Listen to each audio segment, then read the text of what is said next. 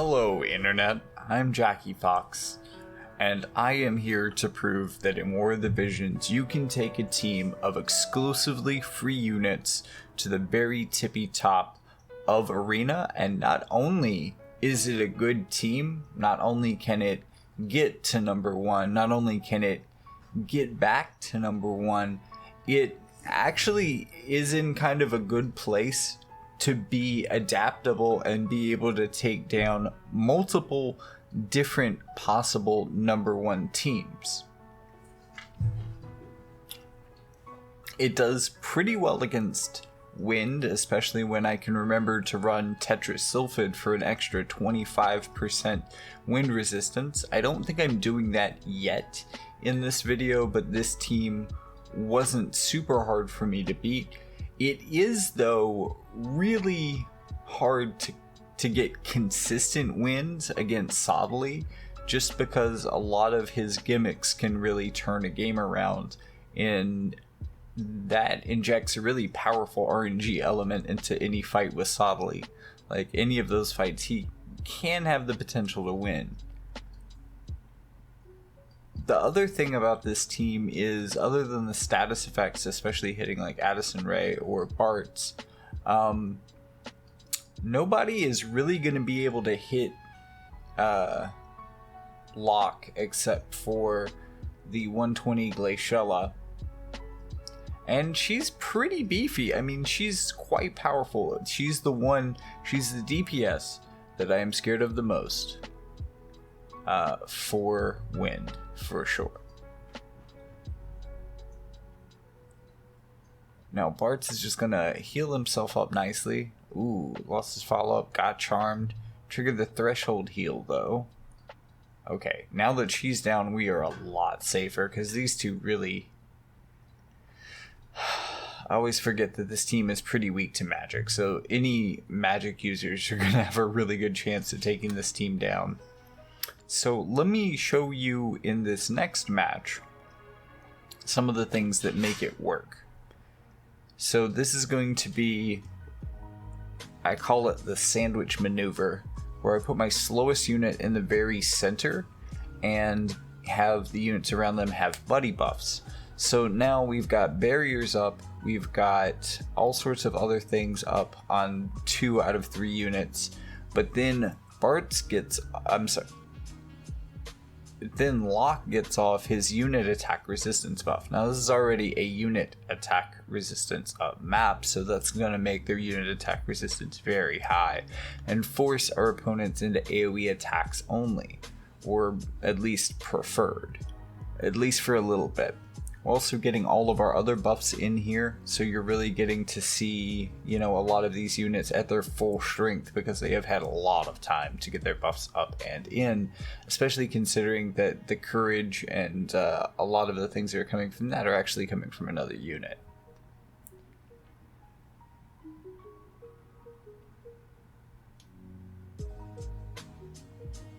So I think this is my first fight against King, and King's Dialdo has so much unit attack resistance that the follow-up attack, because it is a single target attack, only does 1 damage. It's ridiculous, but Blade Blitz just cuts right through him. And as scary as this fight might look, Bartz is actually fairly safe because he has the courage removal and he has a lot of ways of restoring his own HP. Theoretically, Bradley has some of the same and could use the blood sword, but I don't see that run very often. Maybe you should, though. Maybe I shouldn't be telling Bradley players that. But these are physical shields, so again, we're kind of weak to magic. Which means this, Kozlak's not really a damage unit, so that's kind of irrelevant. But I do like the way the pull is getting Keen Blade onto everyone. It's a nice little boost.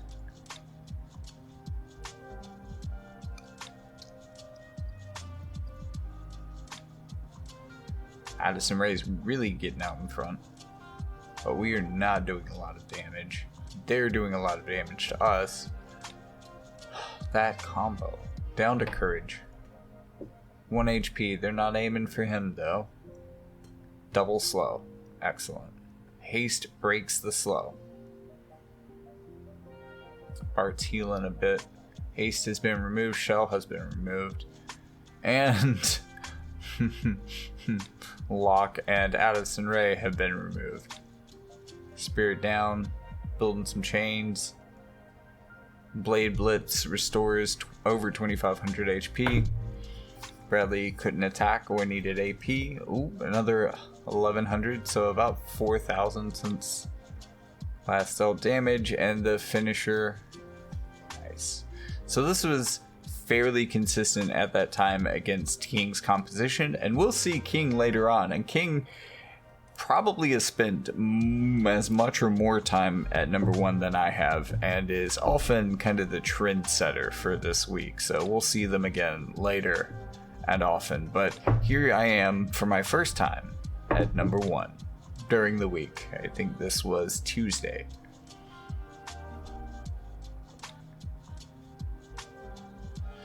And now that I've shown you that, let me show you a bit of the build and what it do. And I'm really going to get into the nitty gritty here. We're going to be talking about what I have turned on, all of that stuff. Who I have affinity with. Full stat details. Nearly 10k HP and over 2k magic. Pretty high luck too. 30% slash resistance, nearly 30% magic resistance, good AoE skill, guaranteed hit, physical, removes courage, and you know what that is. That's the banger. Though this particular girl, because of Chaos Bahamut and some other factors, is really going to be using probably Slate Wiper the most, because it's an AoE. Bamboo Splitter is pretty useful too, but it is it is a single target attack, and this is a single target resistance up map, and that really does change the way that the AI goes about what they use. Like, this is a very interesting meta. It's a very different meta. It's a quick Black Witch Helena would love this meta, let me put it that way. Single target attacks are heavily discouraged. Blast everything. Let's see, so not a lot of evasion here, just 37. Nothing special. Not evasive as built. Now we've got Locke.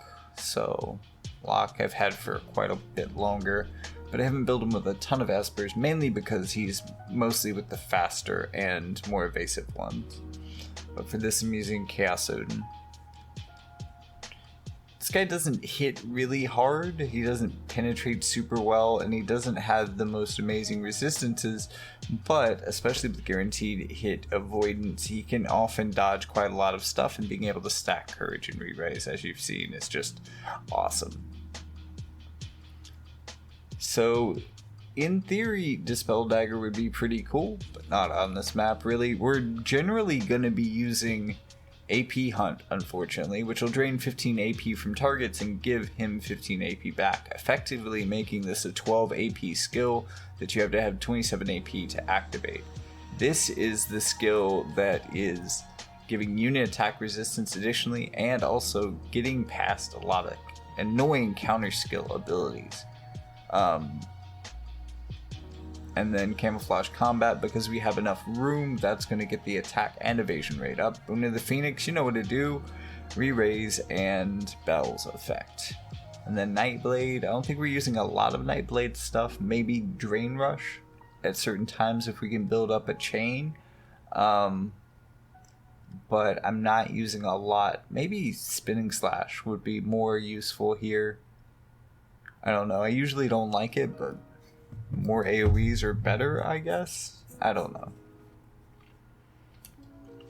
It hits harder than AP Hunt, but maybe AP Denial is a good way to go since Bartz can do it as well.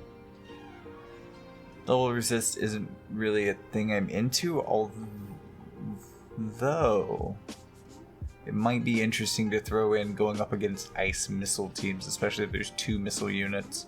Okay, Bartz, fucking brick shithouse this boy. Over 10k HP, nearly 1900 attack, and over 100 agility, like this whole team. Already got him buddied up with a bunch of people, and all of my chaosiest of Vespers, all the top tier stuff. I'll work my way around to some of the rest. And yes, those are some big stats, except for the defensive ones. Although he holds up really well, especially to slash. But his barrier really just against physical, he's not necessarily good at countering magic, but we can counter mages on the opposing team, especially since mages tend to go down rather quickly, kind of like certain ranged units. Looking at transcendences, this guy has been transcended 13 times, and I'm probably not going to be able to do it many more for right now. Looking at Addison Ray, I've been transcending her for quite a while longer, so she's at 21. And then Locke, I'm not as committed to, so only 5. He's a really interesting part of this team, but maybe not my favorite. I feel like ultimately he would get replaced by Winged Stern, but this is the free units team. This is for people who don't have Winged Stern, don't have to have Winged Stern. This is such a good skill. This is the follow-up. This is the protection skill. This, I believe I have turned off, yep. Just because we're using the Thornlet, so this removes courage, very good, very helpful. This is the finisher against Bradley.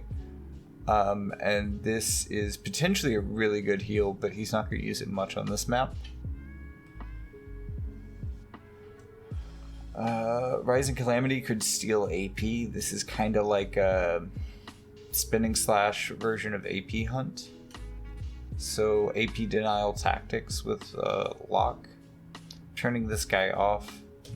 Also this one, because again we already lower agility on critical and we're trying to get criticals. Relentless Stance. This is the courage and 10 AP recovery. It's actually turned off in duel, but I can probably turn it back on.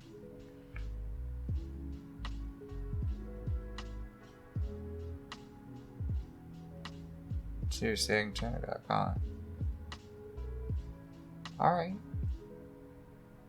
Alright. Yeah, that's right. He's probably not going to use it because in his buff order, I think almost every time Addison's going to get to him first, but it's cool to have it there just in case something very, very weird happens and he needs a backup way of getting courage and maybe some more AP. And then this skill is just really ridiculous for getting him in people's faces and starting a ridiculous chain. Such a crazy skill. I love it. Now, unfortunately, this will sometimes cause him to do this in preference of other things that you might like better, which is why I had it turned off. But I think on this map, I want Bartz out front fucking people up with Blade Blitz. Like, that is what he is for. And those follow-up attacks. So, looking around at some of the opponents in this area, looking tough. I think the Ice Slash is kind of tough for me to take, but I figured I could take YG at least. This is a pretty good win team for older units, really. Summer Jaden is kind of the weak point here. These other 2 units are good. Sadly can fuck shit up, and Glaciella can actually hit shit. Although it looks like this Jaden might be fairly accurate. Already getting a lot of damage in on Sadly, but also getting some of that damage in on Locke as well. Jaden is avoiding Locke, but I'm surprisingly Sadly hit. And then Glaciella got the finish. Addison Ray. Oh, but re-raise, courage removal, and a lot of damage chaining us down. We could not get that, and we will be stuck at rank 22 because of it. But that just means we gotta find somebody else. You build your chain until your chain breaks. This looks like the same team, so maybe not them. But I need to find somebody who's at a 1.5 rate. That is what I want. And this guy is the bottom of the 1.5 rate. So let's see if I can take this guy. And it's a mixed element team, but every part of it looks dangerous. So I don't know what to feel about it. But I think I got this.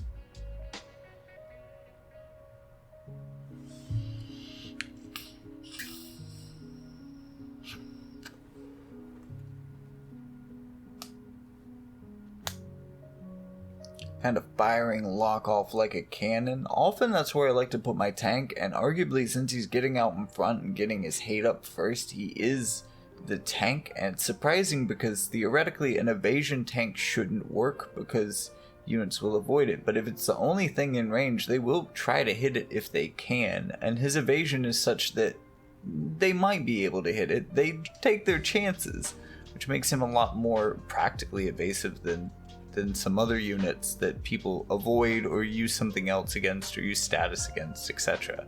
because they just know they absolutely can't hit them.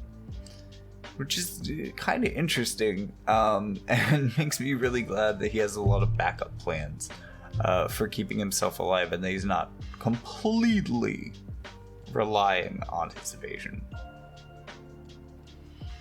This is another team, Frey's Ice team.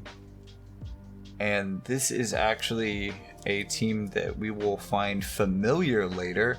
I believe that's Yoichi's bow, so we've got the Nightmare bow. Do we have the Nightmare book? No, that looks like a regular book. Protect down on Locke and some HP gone. Did good damage, healed. But I'm getting in range and they really don't want me in range. If I can take out... Ooh. The follow-up was crucial. Because I think that just denied their Snow the threshold heal entirely. If it was up. This isn't a terrible place to be, but not good. Getting him out of the way was kind of important because of our bad matchup with Magic, but ideally I want to hit that Eliza as early as possible because she is definitely their main accurate DPS. So, good Jason is looking a lot more safe. So I'm going to fight good Jason a couple of times until getting a little bit higher in rank. I'm going to try Costa again.